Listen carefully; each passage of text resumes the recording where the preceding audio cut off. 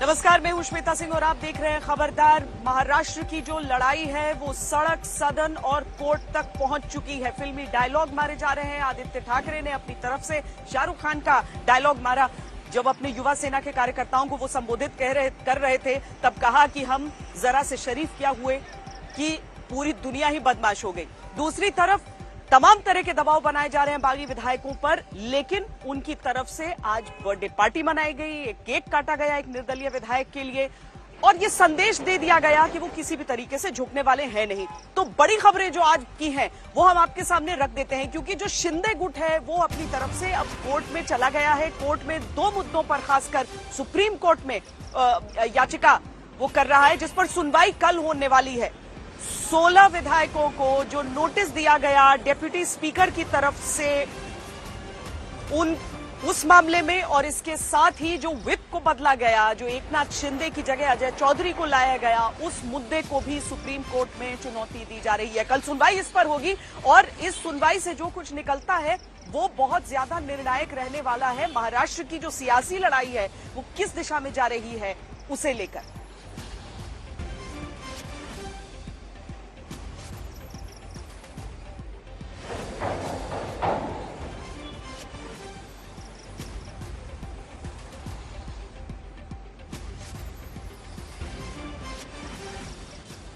कुल मिलाकर ये कहें कि महाराष्ट्र की जो राजनीति है उसमें पावर और पॉलिटिक्स की टक्कर चल रही है इस समय, तो गलत नहीं होगा और हम विस्तार से आपको ये समझाते भी हैं। एकनाथ शिंदे अपने 39 बागी विधायकों के साथ मिलकर शिवसेना पर प्रेशर बना रहे हैं। अलग अलग वीडियोज में बागियों की एकता, बर्थडे पार्टी की तस्वीरें जारी करके आरोप लगाने वालों को मुंह चिढ़ा रहे हैं।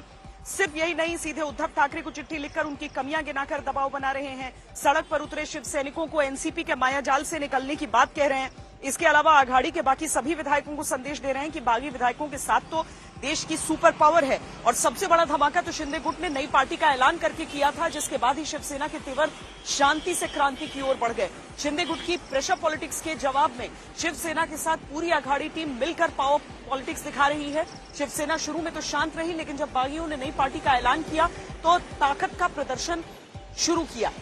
सबसे पहले तो राष्ट्रीय कार्यकारिणी की बैठक बुलाकर पार्टी से जुड़े सभी पदाधिकारियों को संदेश दिया कि पार्टी में अगर किसकी चलेगी तो वो है उद्धव ठाकरे। दूसरी बात ये साफ कर दी कि बागियों पर कार्रवाई का जो भी फैसला होगा वो उद्धव करेंगे। इसके अलावा शिव सैनिकों को बाला साहेब की याद दिलाकर पार्टी के नेता बागियों के खिलाफ भड़काते रहे। बागियों के घरों और ऑफिसों पर जो हंगामा हुआ ये उसी का नतीजा है।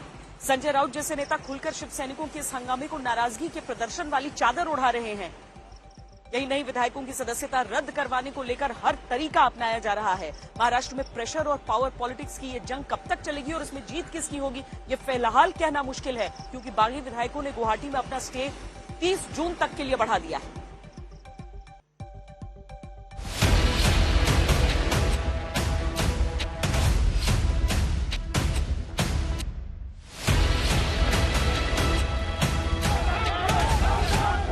सड़क पर शिवसैनिकों का हंगामा, सदन में बागियों की सदस्यता रद्द करवाने की तैयारी और कोर्ट में लंबी लड़ाई की प्लानिंग। उद्धव ठाकरे वाली शिवसेना किसी हाल में शिंदे सेना को बख्शना नहीं चाहती, क्योंकि जिस नाम के सहारे पूरी पार्टी टिकी है उस नाम को छीनने की तैयारी बागियों ने की है। अपने बाप के नाम पर पार्टी बनाओ और अपने बाप के नाम पर वोट मांगो। महाराष्ट्र की राजनीति में इस्तेमाल होने वाली भाषा अब अलग लेवल पर चल रही है। हे जे 40 लोक तिकडे आहेत ना, ही जिवंत प्रेत आहेत, लक्षात घ्या। हे मुर्दे आहेत, त्यांच्या बॉड्या इकडे येणार आहेत, त्यांचा आत्मा मेलेला असेल। हालांकि इस तरह के शब्दों के प्रयोग से डराने की कोशिश हो रही, लेकिन इस कोशिश का असर बागी गुट पर नजर नहीं आ रहा। गुवाहाटी में बैठे बागियों के साथ एकनाथ शिंदे बर्थडे पार्टी कर रहे हैं।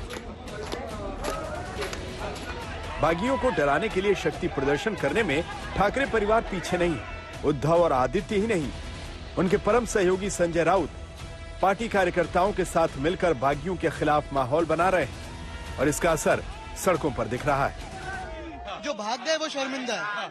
हम क्या पार्टी करें? को रिग्रुप करने की आप पे बड़ी जिम्मेदारी है, ये कितना बड़ा चैलेंज है आपके लिए? मुझे लगता है कि जो भाग गए हैं उसमें से भी कई लोग हैं जिसको भगाया गया है। सबसे अहम चीज यही है कि जो डरपोक है वो भागते हैं और वो भाग के गए हैं। युवा सेना अध्यक्ष आदित्य ठाकरे अपने युवा कार्यकर्ताओं में जोश फूंक रहे हैं, लेकिन दूसरी तरफ उनका एक और विधायक गुवाहाटी पहुंच गया है। शिवसेना के मंत्री रहे उदय सामंत गुवाहाटी चले गए और फोन स्विच ऑफ कर गए। सावंत उद्धव के करीबी माने जाते थे। शिवसेना के उद्धव गुट को झटके पर झटका लग रहा है। दूसरी तरफ एकनाथ शिंदे कभी दिल्ली तो कभी वडोदरा जाकर सुपर पावर के चक्कर लगा रहे हैं और जीत के दावे कर रहे हैं। ते नॅशनल पार्टी आहे, ते महाशक्ती आहे, ज्यांनी अख्ख्या पाकिस्तान म्हणजे काय परिस्थिती होती माहित नाही। तर याच्यामध्ये त्यांनी मला सांगितलेलं आहे, तुम्ही जो हा निर्णय घेतलेला आहे हा देशातला ऐतिहासिक निर्णय आहे। तुमच्या मागे आमची पुरी शक्ती आहे, कुठेही काही लागलं तर कधीही कमी पडणार नाही याची प्रचिती आपल्याला जेव्हा जेव्हा आवश्यकता भासेल तेव्हा तेव्हा सगळ्यांना येईल। दे दीजिए, इतने भी आप धमकाइए, इशारे करिए, कुछ होगा नहीं। शिवसेना जो है बाला साहब ठाकरे जी की, उद्धव ठाकरे जी की एक सुपर पावर है। किसी को लगता है कि महाशक्ति है कोई दिल्ली में, नहीं, ये शिवसेना महाशक्ति। महाराष्ट्र में चल रही सियासी जंग सत्ता से ज्यादा शिवसेना पर अधिकार को लेकर रह गई। अपने बाप के नाम पर पार्टी बनाओ और अपने बाप के नाम पर वोट मांगो। हमारा जो पार्टी का बाप है उसका क्यों आप इस्तेमाल कर रहे हो? आपको तो 100 बाप है उधर, कोई दिल्ली में है, कोई नागपुर में है, कोई मुंबई में है। हमारा बाप सिर्फ बाला साहब ठाकरे है, एक। शिंदे गुट गुवाहाटी में बैठकर अघाड़ी की सत्ता और शिवसेना के अस्तित्व को चुनौती देकर प्रेशर बना रहा है, तो दूसरी ओर मुंबई में मौजूद रहकर शिवसेना के नेता और कार्यकर्ता बागियों को मुंबई आने के लिए ललकार रहे हैं। हालात ये है कि शिवसैनिकों का गुस्सा देखकर बागियों को महाराष्ट्र में जान का खतरा महसूस हो रहा है। शिवसैनिक जमीन पर है, हजारों लाखों शिवसैनिक हमारे एक इशारा का इंतजार है, बस। वो बोल रहे हैं हम लोग सड़कों पे उतर जाएंगे, तो सड़कों पे उतरने का मतलब क्या है? डेमोक्रेसी में सड़कों के ऊपर उतर के डिसीजन होता है क्या? संजय राउत ने इशारों इशारों में बीजेपी को भी इस मामले में लपेट लिया। उन्होंने आज रेडिसन ब्लू में टूरिज्म इवेंट के लिए 40 कमरों की बुकिंग के लिए ईमेल किया। उन्होंने ये ईमेल असम के मुख्यमंत्री को भी भेजा, जिन्होंने कुछ दिन पहले देश के सभी विधायकों को असम में आमंत्रित किया था। महाराष्ट्र में सियासी लड़ाई सदन से पहले सड़क और कोर्ट में होने की तैयारी हो गई। शिंदे गुट ने सुप्रीम कोर्ट से इस मामले की सुनवाई की अपील की है। दूसरी तरफ उद्धव गुट भी इस कानूनी खेल में कूद पड़ा है। मुंबई से पारस दामा, पंकज उपाध्याय, दिल्ली से मिलन शर्मा और गुवाहाटी से श्वेता सिंह के साथ आज तक ब्यूरो। तो आज सुबह सुबह संजय राउत ने एक ट्वीट किया था जिसमें गुवाहाटी और चौपाटी को जोड़कर एक तंज उन्होंने कसा था, लेकिन चौपाटी वाला जो तंज था उनका वो चौपट हो गया जब उदय सामंत ने फ्लाइट पकड़ ली चौपाटी से गुवाहाटी की। तो अब यहां पर संख्या 39 की हो गई है। हमारे साथ इस समय मुंबई से विद्या और पंकज उपाध्याय जुड़ रहे हैं। विद्या, क्या शिवसेना सुप्रीम कोर्ट की तरफ कल बहुत टकटकी लगाकर देखेगी? हालांकि डिप्टी स्पीकर के जो वकील थे उन्होंने तो खारिज किया कि इस तरह की चीज के कोई मायने नहीं है, लेकिन क्या वो इस चीज को संजीदगी से ले रहे हैं इस समय? जी देखिए, ये तो बेंच पर निर्भर करेगा वो सुनवाई के दौरान क्या क्या पूछते हैं। लेकिन जैसा कि डेप्यूटी स्पीकर के वकील भी बता रहे थे कि दरअसल इस पूरे मामले में क्योंकि अभी तक सिर्फ नोटिस इश्यू हुआ है, डेप्यूटी स्पीकर ने अपना ऑर्डर पास नहीं किया है, ये बहुत प्रीमेच्योर है, ऐसा उनके वकील का कहना है। और यही वजह है कि ये उनका बेसिकली यही कहना है कि प्रीमेच्योर होने की वजह से मोस्टली सुप्रीम कोर्ट इसको अभी फिलहाल इतना इंपॉर्टेंस नहीं देगा, कहेगा कि प्रोसीडिंग ओवर होने दीजिए, वहां पे अपना रिप्लाई फाइल करिए, वहां जब ऑर्डर आ जाएगा फिर आप आइएगा। तो ये फिलहाल अभी शिवसेना और उनके वकीलों का रुख नजर आ रहा है।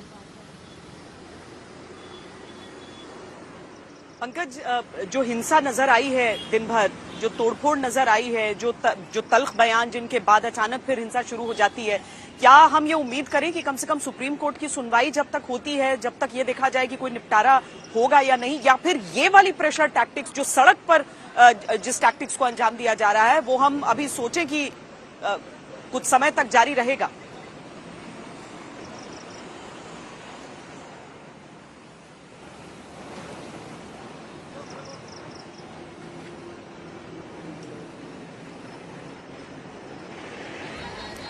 पंकज आपकी आवाज आ नहीं रही है। हम तब तक अपनी अगली रिपोर्ट दिखाते हैं और उसके बाद हम आपसे चर्चा इस पर करेंगे, क्योंकि संजय राउत की तरफ से धमकी दी जाती है कि हमारे एक इशारे का इंतजार कर रहे हैं शिवसैनिक। यूं कहें कि शिवसेना अपने पुराने वाले रूप में नजर आ रही है और इसका जो सीधा असर होता है वो ये होता है कि दफ्तरों में तोड़फोड़ होती है या फिर बाइक रैलीज निकाली जाती हैं उन सभी इलाकों से जहां पर वो परिवार रह रहे हैं, जो बागी विधायक हैं उनके।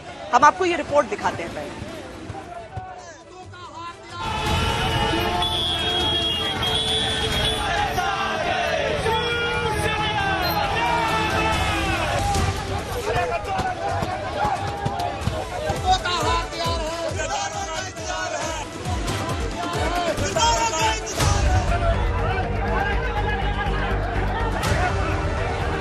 शिवसैनिक जमीन पर है, हजारों लाखों शिवसैनिक हमारे एक इशारा का इंतजार बस।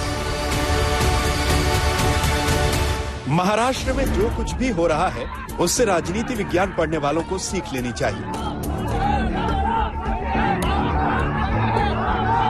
सीख ये है कि अगर किसी पार्टी के विधायक बगावत करके अपने राज्य से 2000 किलोमीटर दूर बैठे हों तो उन्हें वापस लाने के क्या क्या तरीके अपनाए जाते हैं। साम दाम दंड भेद, ये सारे के सारे तरीके शिवसेना इस वक्त अपने बागी विधायकों को वापस लाने के लिए अपना रही है। उद्धव ठाकरे ने पहले बागी विधायकों को समझाया, फिर सीएम आवास छोड़कर भावुक अपील की, यहां तक कि बगावत देखकर कुर्सी छोड़ने की बात भी कही। मी ज्यांना माझे मानतो त्यांच्यापैकी किती जण तिकडे गेलेत, किती जण माझ्या विरुद्ध मतदान करतील, नाही। एकाने जरी माझ्या विरुद्ध मतदान केलं तरी ते माझ्यासाठी लाजिरवाणी गोष्ट आहे आणि म्हणून मला हे एकही मत माझ्यावरती त्यांना अविश्वास ठराव दाखवण्याची वेळ येऊ नये म्हणून त्यांनी मला सांगावं। मी कुठेही त्या नावाचा उच्चार करणार नाही, वाच्यता करणार नाही। तुम्ही सांगा मी मुख्यमंत्रीपद सोडलं, बस याच्यावर आणखीन काय सांगू। मी माझं मन घट्ट करून तयारीने बसलेलो आहे। मात्र बांधवांना आणि भगिनींना एकच सांगेन की जे प्रेम तुम्ही आजपर्यंत दिलं, उद्या मी सांगितलेलंच आहे की मुख्यमंत्रीपदी माझी राहायची अजिबात इच्छा नाही, पण त्याच्यानंतर सुद्धा जेव्हा जेव्हा आपली भेटगाठ होईल ती मात्र जसा मी फिरत जाईन तशी प्रत्यक्ष होईल, तेव्हा मात्र तुम्ही हे दाखवत असलेलं प्रेम हे सदैव असंच कायम ठेवा। लेकिन इस अपील के बाद भी जब बागियों के तेवर नहीं बदले तो फिर शिवसेना ने दंड की नीति अपनाई और तब से लगातार धमकी भरे अंदाज में बयानबाजियों का दौर शुरू हो गया। शिवसैनिक जमीन पर है, हजारों लाखों शिवसैनिक हमारे एक इशारा का इंतजार है बस। लेकिन हमने अभी भी संयम रखा है। तो ये कोई शक्ति प्रदर्शन करता है, कोई और क्या करता है, कोई उसका अपन ध्यान देने की जरूरत है। संजय राउत लगातार बागी नेताओं को चेतावनी दे रहे हैं, जो शिवसैनिक सड़कों पर उतरे तो आग लगेगी, और वही हुआ। बागियों के खिलाफ माहौल तैयार हो गया तो फिर शिवसैनिकों का तांडव शुरू हुआ। ये राजकारण है। अगर आप कांग्रेस राष्ट्रवादी के साथ जा सकते हो तो किसी और को बीजेपी के साथ जाना है, क्योंकि आपके सांसदों को बीजेपी के साथ जाना है, हिंदुत्व के साथ जाना है, तो उसके लिए आप उनको साथ देना चाहिए। आप कांग्रेस राष्ट्रवादी आपको चलेगी लेकिन आपके सांसद नहीं चलेंगे, ये गलत चीज है। और जो चल रहा है, जो पुलिस के आड़ में जो अभी ये सब चल रहा है वो गलत चल रहा है। हंगामे को देखते हुए केंद्र सरकार ने महाराष्ट्र के बागी विधायकों को वाई कैटेगरी की सुरक्षा देने का ऐलान किया है। हर बागी विधायक के घर सुरक्षा के लिहाज से सीआरपीएफ के जवान तैनात किए गए हैं। यही नहीं, आज महाराष्ट्र के राज्यपाल ने भी चिट्ठी लिखकर महाराष्ट्र के डीजीपी से बागी विधायकों को सुरक्षा मुहैया कराने को कहा था। इस अपील का असर दिखाई दिया। हम कल मुंबई शहर से काफी बाहर निकले हैं। ये कल्याण का इलाका है, यहाँ पर भी शिवसेना की एक शाखा है और यहाँ तस्वीरों में आपको एकनाथ शिंदे, आनंद दिघे जो उनके गुरु थे, और बाल ठाकरे के साथ साथ उद्धव ठाकरे की तस्वीरें दिखाई पड़ रही हैं। अब यहाँ पर तोड़फोड़ ना हो, क्योंकि आपने देखा महाराष्ट्र के गृह मंत्री और डीजीपी तक की ओर से जब ये कहा गया कि जितनी शाखाएं हैं जहाँ पर भी सुरक्षा व्यवस्था बढ़ाई जाएगी, तो आप मेरे पीछे जिन पुलिस वालों को देख पा रहे हैं वो अब 24 घंटे तैनात हैं कि ऐसे जो शिवसेना की शाखाएं हैं, ऐसे जो उनके दफ्तर हैं, अब तोड़फोड़ ना हो। महाराष्ट्र की राजनीति अचानक से बदली है।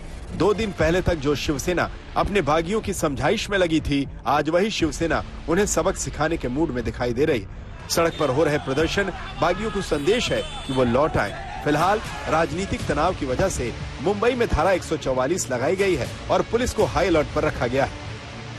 मुंबई में अभिषेक मिश्रा, पारस दामा के साथ ऋत्विक भालेकर, आज तक। पर पंकज उपाध्याय, इनकी सुरक्षा को लेकर क्या किया जा रहा है? अगर इस तरह की चीजें हो रही हैं, अगर गवर्नर अपनी तरफ से चिट्ठी लिख रहे हैं, तो क्या कुछ बदलाव आपको जमीन पर दिखा है? श्वेता, मैं ये कह रहा था ये कि बिल्कुल दुर्भाग्यपूर्ण है इस वक्त जो सड़कों पे दिख रहा है। सेना बनाम सेना हो गया है। अगर सिर्फ तुकबंदी, फिल्मी डायलॉग और शायरियों तक बात रहती तो फिर क्या कहना था, लेकिन ग्राउंड जीरो पर हिंसा देखने को मिल रही है। जिस तरीके की शब्दावली का इस्तेमाल किया जा रहा है, उससे सीधा सीधा यहां पर लगता है कि आने वाले दिनों में माहौल और ज्यादा बिगड़ सकता है। सुबह संजय राउत ने कहा कि जो आग लगी हुई है उससे तमाम बागी गुट के नेता भी जानते हैं, वो बच नहीं सकते हैं। और शाम होते होते शिंदे ग्रुप ने थाने इलाके में संजय राउत का पुतला भी फूंक दिया। आज शिवसेना ने एक बाइक रैली भी निकाली। जो विद्रोही नेता हैं उनके घरों के सामने से वो बाइक रैली भी निकली है, जिससे जो परिवार वाले हैं इस वक्त वो भी शिकायत कर रहे हैं। यानी आने वाले दिनों में अब क्या होगा ये कहा नहीं जा सकता, क्योंकि जो कार्डर्स हैं दोनों तरफ के, हालांकि सेना बनाम सेना ही है, वो इस वक्त उग्र हो गए हैं, सड़कों पे उतर आए हैं। मामला इतना बढ़ गया है कि गवर्नर भगत सिंह कोश्यारी ने होम सेक्रेटरी के साथ साथ डीजीपी महाराष्ट्र को भी खत लिख दिया है और कहा है कि जो 47 विधायक हैं उनके घरों को सुरक्षा प्रदान करी जाए, क्योंकि कहीं ना कहीं विधायकों को भी डर है, आखिर उनका घर परिवार तो मुंबई में ही है। वो हालांकि सुरक्षित गुवाहाटी में जरूर है, लेकिन घर परिवार मुंबई में ही है, इसलिए चिंता भी सता रही है। और यही साइकोलॉजिकल गेम, ये टैक्टिक्स और स्ट्रेटेजी इस वक्त शिवसेना भी खेल रही है कि जहां एक तरफ इमोशनल कार्ड खेला जा रहा है और उनसे कहा जा रहा है कि अगर आप बाला साहेब ठाकरे के सच्चे सेवक हैं तो आपने इस तरीके से पीठ में खंजर नहीं घोंपना चाहिए था। और दूसरी तरफ ये भी कह रहे हैं कि जाएंगे तो कहां जाएंगे, अल्टीमेटली तो आपको मुंबई में ही आना पड़ेगा। संजय राउत की जो जिस तरीके की लैंग्वेज है, जिस तरीके की शब्दावली हो गई है,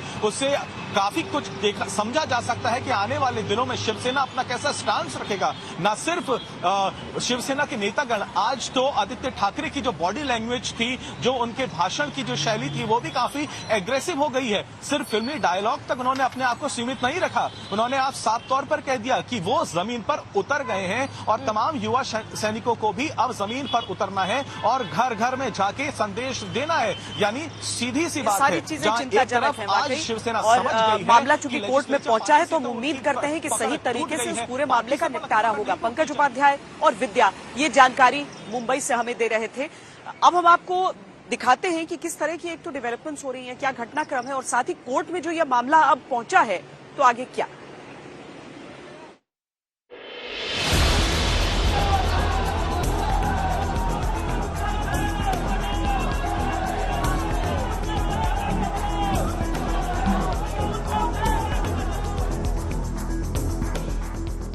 महाराष्ट्र की सियासी लड़ाई अब कोर्ट पहुंच रही है। अब इन सवालों का जवाब ढूंढा जाएगा कि बागियों की सदस्यता रद्द होगी कि नहीं, शिवसेना किसकी है और सत्ता किसकी रहेगी। सरकार आप लोग बचा लेंगे? डेफिनेटली ये सरकार है, वो सरकार रहेगी। इसीलिए तो मुंबई में आने की हिम्मत नहीं जुटा रहे ना वो लोग। अगर आपके पास 50 लोगों का गुट है, आपकी पार्टी है, आप पार्टी बनाई है, तो भाई आइए मुंबई में, हम स्वागत करने के लिए तैयार है। मैं खुद जाऊंगा एयरपोर्ट पर। जिस मजबूती के साथ एकनाथ शिंदे अपने पक्ष की जीत का दावा कर रहे हैं, उससे एक सवाल ये उठा है कि अगर नंबर गेम में शिंदे गुट मजबूत है तो वो मुंबई क्यों नहीं आ रहे। दरअसल शिंदे गुट इस लड़ाई को कई रणनीतियों के सहारे लड़ना चाहता है। कुछ तर्क जो इस हालात पर शिंदे गुट दे सकता है वो ये है कि महाराष्ट्र में कानून व्यवस्था बिगड़ी हुई है तो राष्ट्रपति शासन लगा दिया जाए। इसके अलावा स्पीकर चुनने के लिए चुनाव हो, साथ ही बीजेपी के साथ बागी गुट का विलय होने की स्थिति बन जाए। साथ ही साथ वो ये भी चाहेगा कि सदन में सरकार का बहुमत परीक्षण हो जाए। इस तरह की रणनीति पर चर्चा के लिए एकनाथ शिंदे ने बागी विधायकों के साथ बैठकें भी की। यही नहीं, डिप्टी स्पीकर की ओर से आए नोटिस का जवाब देने के लिए कानूनी रास्ता भी तलाशा जा रहा है। महाराष्ट्र विधानसभा के डिप्टी स्पीकर ने 16 बागी विधायकों को नोटिस भेजा था। कल शाम 5 बजे तक इस नोटिस का जवाब देना है। एकनाथ शिंदे ने कम समय देने पर ऐतराज भी जताया था। जो महाराष्ट्र में राजनीतिक परिस्थिति खड़ी हुई है, उसके लिए जो लड़ाई शुरू है वो अभी राजनीतिक लड़ाई नहीं है, कानूनी लड़ाई भी शुरू है। अब आप बाकी सारे मामले आप सब जान चुके हो।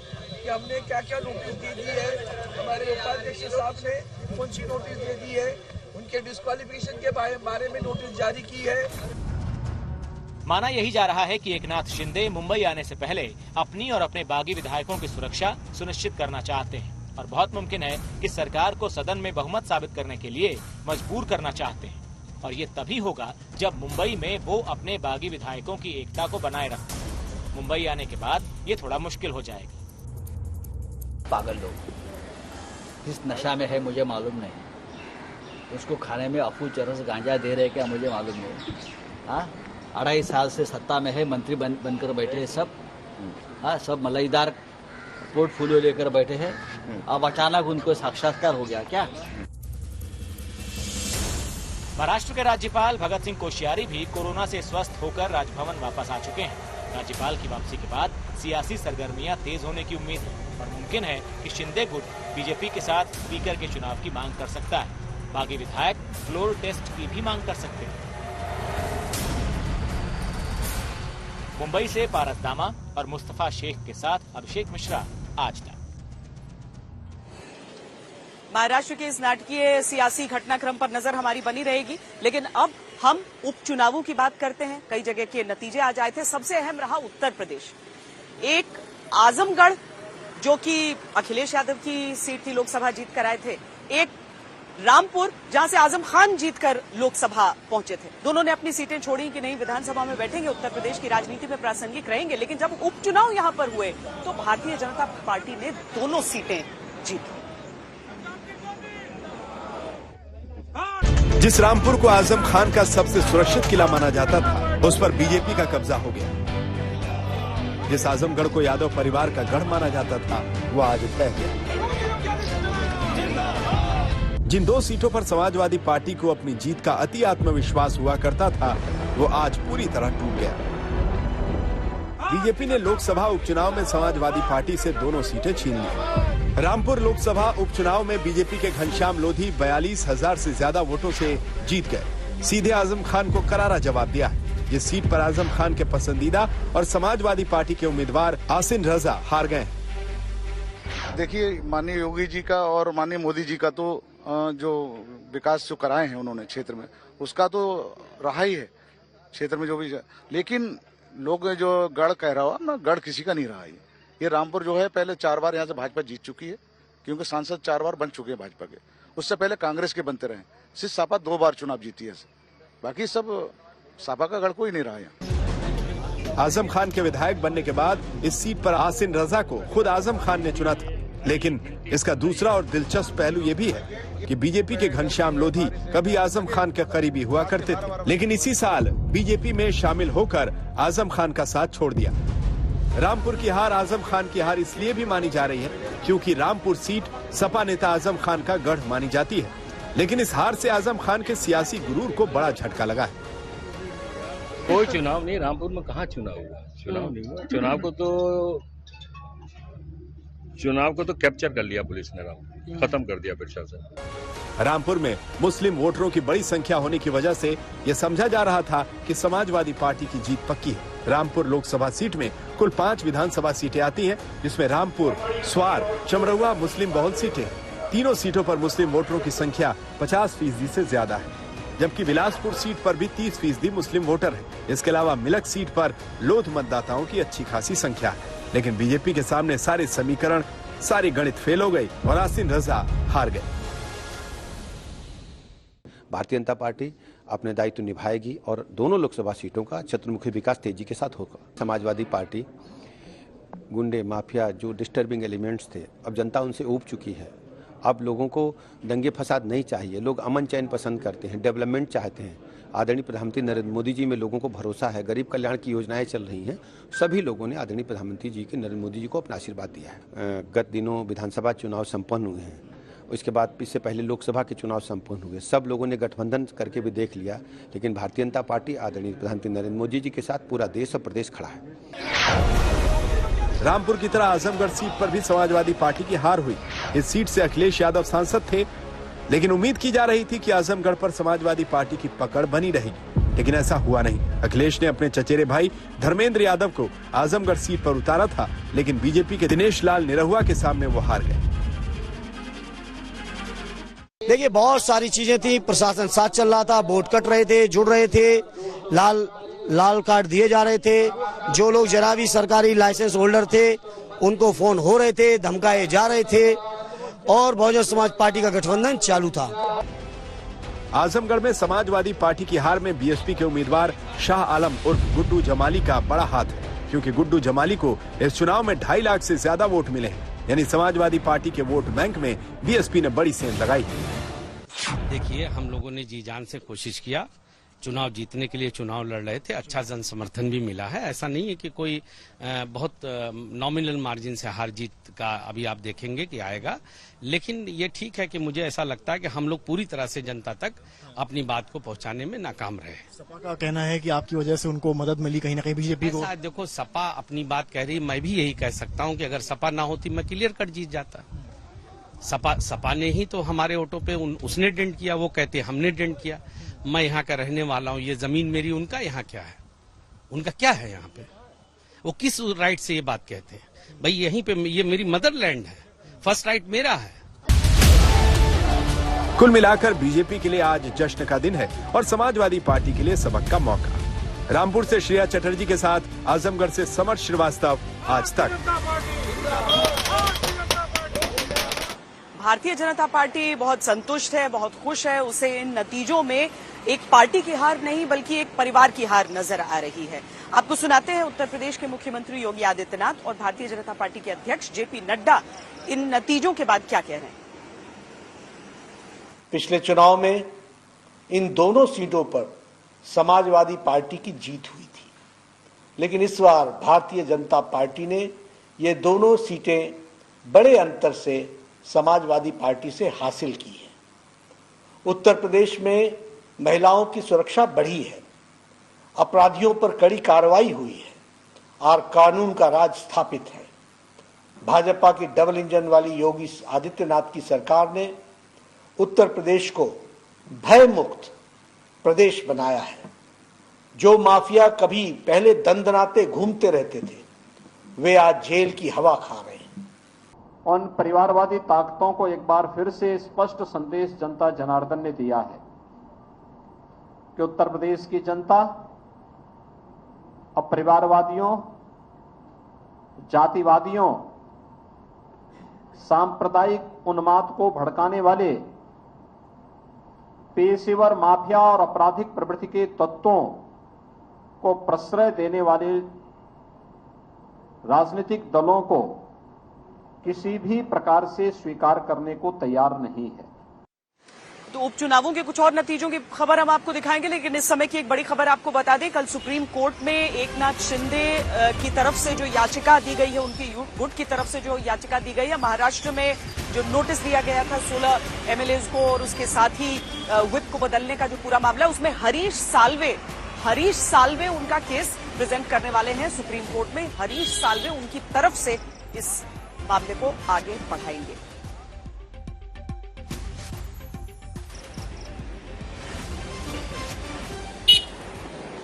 बात उपचुनावों की, फिर पंजाब में भी एक नतीजा आया। संगरूर जिस सीट को छोड़ा, वहां के मुख्यमंत्री भगवंत मान ने उस सीट पर भी चुनाव हुए थे और वहां का जो नतीजा आया वो आम आदमी पार्टी के लिए बहुत बुरी खबर लेकर आया, क्योंकि आम आदमी पार्टी ये सीट हार गई और इसके साथ ही लोकसभा में जो इकलौता प्रतिनिधित्व था वो भी खत्म।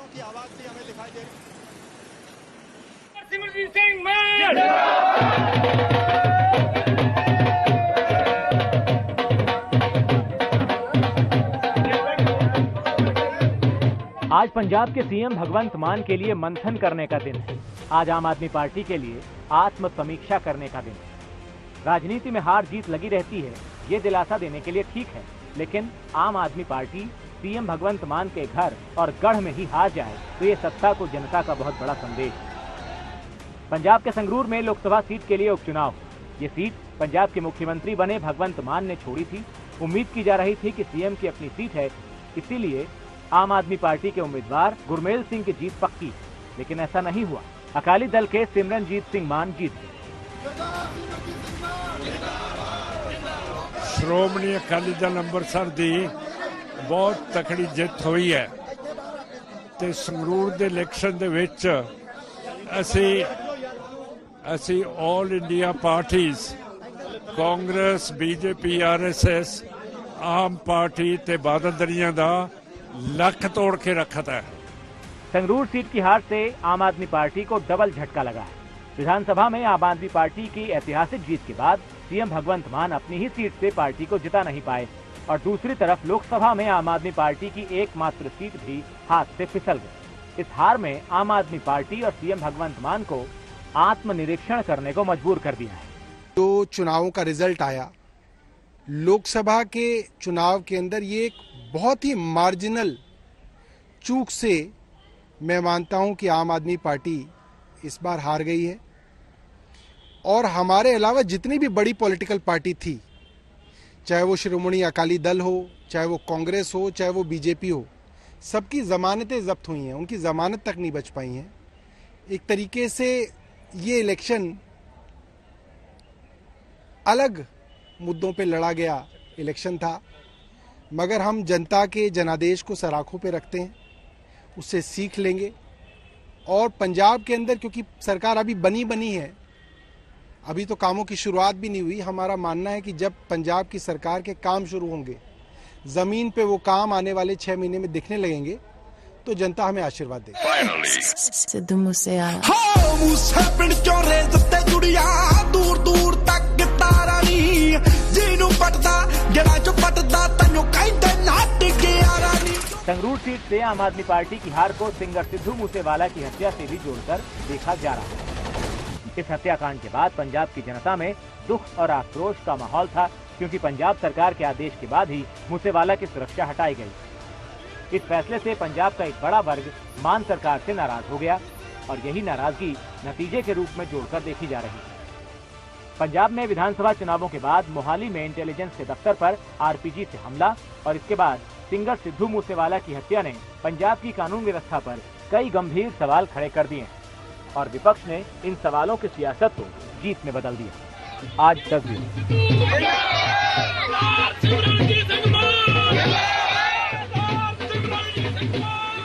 प्रधानमंत्री नरेंद्र मोदी आज G7 देशों के सम्मेलन में एक अतिथि के तौर पर शामिल होने के लिए म्यूनिख पहुंचे। वहां पर जिस तरह से उनका स्वागत हुआ, उसने बहुत सारे संकेत दिए हैं।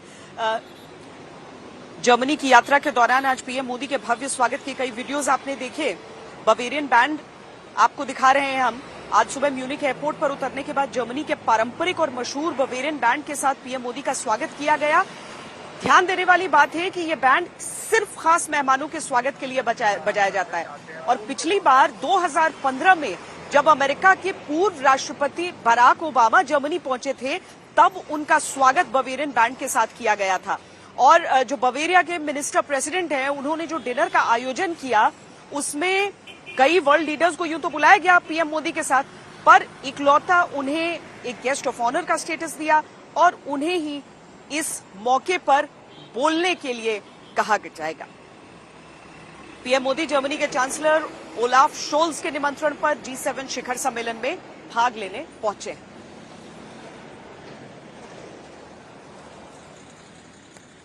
खबरदार में आज के लिए इतना ही। देश और दुनिया की बाकी खबरों के लिए आप देखते रहिए आज तक।